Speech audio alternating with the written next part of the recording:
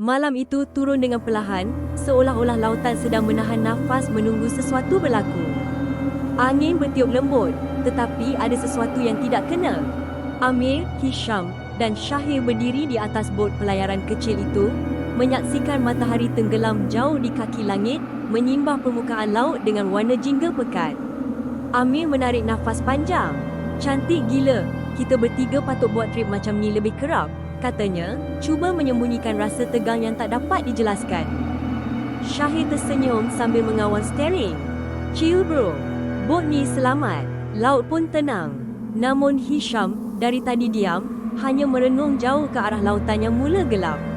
Ada sesuatu yang terasa lain, seperti lautan itu sedang memerhati mereka kembali. Entah kenapa aku rasa macam tak sedap hati, kata Hisham perlahan. Macam ada benda yang ikut kita. Amir ketawa kecil. Jangan start bro. Baru malam pertama. Gelak Amir. Tetapi walaupun Amir ketawa, hatinya turut berasa berat. Suasana petang tadi seolah-olah biasa. Tetapi kini, tiupan angin membawa sesuatu yang dingin. Bukan seperti angin laut, lebih seperti hembusan dari tempat gelap. Ombak mula naik, kata Shahir sambil mengetatkan pegangannya pada steering. Tapi tak kuat sangat. Kita patut dapat tempat berlabuh dalam 2 jam lagi. Amir memandang jamnya. Pukul 8.47 malam. Baru awal, tetapi malam terasa terlalu panjang. Tiba-tiba bunyi seperti sesuatu terjatuh dalam laut, kedengaran dari belakang bot. Bus, mereka bertiga berpaling serentak. Apa tu? Kata Amir. Batu ke? Atau ikan? Hisham menambah. Tak ada apa-apa dekat belakang, sahut Shahir. Mereka menunggu. Sunyi. Hanya bunyi ombak. Tetapi ombak pun kedengaran ganjil, seperti bergerak dalam ritme yang tidak semula jadi. Jam menunjukkan pukul 9.12 malam ketika Amir perasan sesuatu yang aneh di ufuk kiri. Bro, tengok tu. Di jauh sana, di mana biasanya hanya ada gelombang hitam dan langit, terbentuk satu garisan putih nipis. Makin lama, garis itu makin tebal, makin melebar, seolah-olah sesuatu sedang merangkak keluar dari kegelapan malam. Itu kabus, tetapi cara ia muncul seolah-olah keluar dari dalam laut itu sendiri. Shahir mengerutkan dahi. Mana datang kabus tebal macam tu? Cuaca aplikasi tadi tak tunjuk pun. Dalam masa kurang 5 minit, kabus itu semakin hampir, bukan bergerak seperti kabus biasa, ia seperti bergerak melawan arah angin. Amir menggigil sedikit. Ini tak normal. Hisham memeluk tubuh, matanya tak berkelip. Kita dah jauh dari laluan kapal besar. Kabus macam ni tak patut ada. Kabus itu menghampiri, menelan ombak satu persatu. Dan kemudian, kabus berhenti. Berhenti betul-betul di hadapan bot mereka, seperti sengaja menunggu. Amir menelan air liur. Shahir, pusing. Kita balik. Shahir cuba.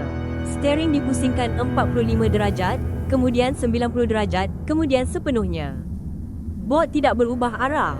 Bro, steering ni jadi berat gila. Shahir menjerit. Amir cuba bantu, memegang steering bersama Shahir, tetapi seolah-olah ada kuasa lain menahan bot daripada berpaling. Bot mereka dipaksa untuk maju masuk ke arah kabus itu. Hisham mula panik. Apa ni? Kenapa macam ada orang tolak kita? Shahir menepuk panel kawalan. Aku tak buat apa. Enjin masih sama, tapi bot bergerak sendiri. Bot itu meluncur ke dalam kabus tebal itu, seolah-olah ditarik oleh sesuatu yang tidak kelihatan. Saat bot memasuki kabus, dunia di sekeliling mereka berubah sepenuhnya. Bunyi ombak hilang. Bunyi angin hilang. Bunyi enjin pun seolah-olah tenggelam dalam kesunyian. Hanya ada satu bunyi. Bisikan. Amir berpusing perlahan. Korang dengar tak? Hisham menutup telinga. Suara apa ni? Dia macam panggil nama. Shahir menggigil, walaupun cuaca biasa panas. Amir, aku rasa dia panggil nama kau. Bisikan itu makin jelas.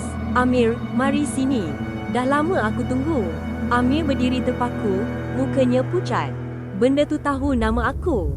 Kabus menjadi semakin tebal hingga mereka tidak dapat melihat hujung bot. Lampu suluh tidak berguna, cahayanya seolah-olah dilahap oleh kabus itu sendiri. Tiba-tiba, sesuatu melanggar bawah bot.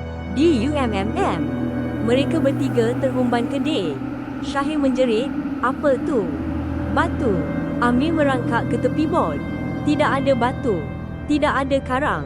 Tetapi, dalam kabus putih kelabu itu, Amir ternampak bayang tubuh seseorang berdiri di atas permukaan air. Tidak bergerak, tidak bernafas, hanya berdiri. Amir mengundur ke belakang.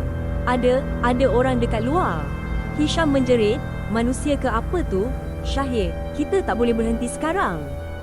Aku akan cuba naikkan kelajuan." Tetapi sebelum Syahir sempat menyentuh throttle, bayang itu bergerak. Dengan perlahan, meluncur ke arah bot, tanpa menggerakkan kaki. Makin dekat, makin jelas. Itu seorang wanita. Berambut panjang menyapu permukaan air. Mukanya tidak dapat dilihat, hanya lingkaran hitam gelap. Kepalanya tunduk seolah-olah lehernya patah. Dia berhenti betul-betul di sisi bot. Hanya 1 meter dari Amir. Amir membeku. Wanita itu mengangkat kepalanya perlahan. Dan bila wajahnya muncul dari bawah rambut, Amir menjerit sekuat hati.